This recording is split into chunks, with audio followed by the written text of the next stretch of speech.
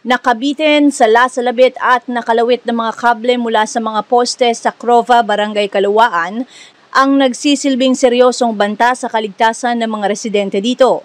Gaya na lamang ng sumiklab na sunog sa nasabing lugar nitong 3 ng Setyembre na sanhi umano ng problema sa kable. Nagdulot ito ng pagkawala ng kuryente sa lugar na naging perwisyo para sa mga naninirahan dito. Nitong Sabado, nagtulungan ang Meralco, lokal na pamahalaan sa pamamagitan ng Engineering Department sa pangunguna ni Engineer Arta Geronimo, kasama si Kagawad Louie Afable, maging ang ilang residente na maaksyonan ng problema. Nakipag-ugnayan ang electric company sa mga Homeowners Association at paunti-unting inayos ang mga kable. Hiling ng HOA President na maayos na ang problemang ito dahil nahihirapan na ang mga residente sa kanilang sitwasyon. Nung Sunday pa ho ng gabi, nagkaroon ng putukan po dyan dito sa poste na to, nagkaroon ng sunog.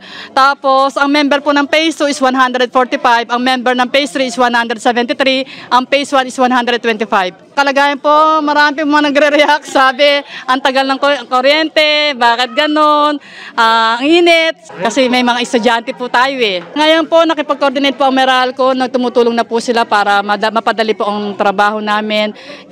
Nagtatrace po sila sa orange to wire namin papunta sa bahay. Nagdudugtong na rin po kami wire para matap na sa orange to white ng wire. Di pa ho sigurado kasi po mga iba po wala pong wire na napoprovide, gawa pong wala pong budget. Mahirap lang po kasi tayo biglahan nangyari kaya maghahanap pa po ng pambiling wire. Ngayon po magtitis muna kami na walang ilaw hangga't hindi pa nagkakaroon ng linaw to. Ngayon po nagtatap na po kami rito para idugtong sa orange. Tapos ang Meralco po nakipag-coordinate sa amin na ipaproject yung orange papasok. Marami lang pong dokumentong hiningi sa amin para maipasok po nila yung project na rito. Para hindi na po kami magkaroon ng uli ng sunog dito. Yun po sinabi ng Meralco kanina. Siguro po, ganun na po kasi alis ang cable pag umatak po ng wire, baka nagagasgasan po yung wire, nagkakaroon po ng spark o sa tagal na rin pong wire o kaya hindi po namin masasabi kung anong saan po nanggaling kung saan nagkuso. Kaya yung wire namin nagkaroon ng negative o kaya nagtuklap siya, ganun.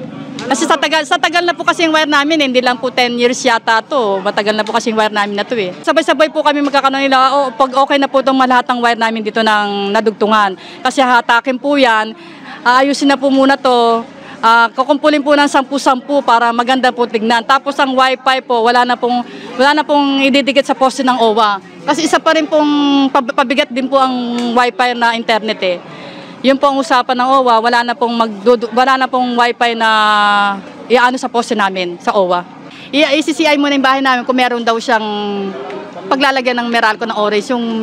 Basta meron pa siyang requirements sa iningi. Batch 1 po yung nandun sa unahan. Batch 1 po. Ito po dito, batch 2 na po, tsaka batch 3, yung orange na po. Kaya yung batch 1 po, may sarili po siyang transportation. Ang batch 2 tsaka batch 3, magkasama po kami rito. Kaya orange po kami dito.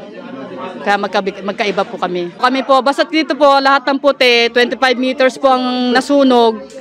Mula dito sa nasunog hanggang orange, 25 meters. Kami po ang bibili niyan. Kasi hindi po nang sakop ng Meralco. Ang sakop lang po ng Meralco, yung orange lang po. Mayor, baka pwede pong konting tulong sa Crova. Baka pwede pong babahan niyo po ng project, yung orange po, para maipasok na po sa Meralco. Para hindi po na kami magkaroon ng sunog lagi. Lalong nahihirapan ng Crova po. Sinubukang kapanayamin ng iNews ang Meralco, ngunit wala pa umano silang maibibigay na pahayag.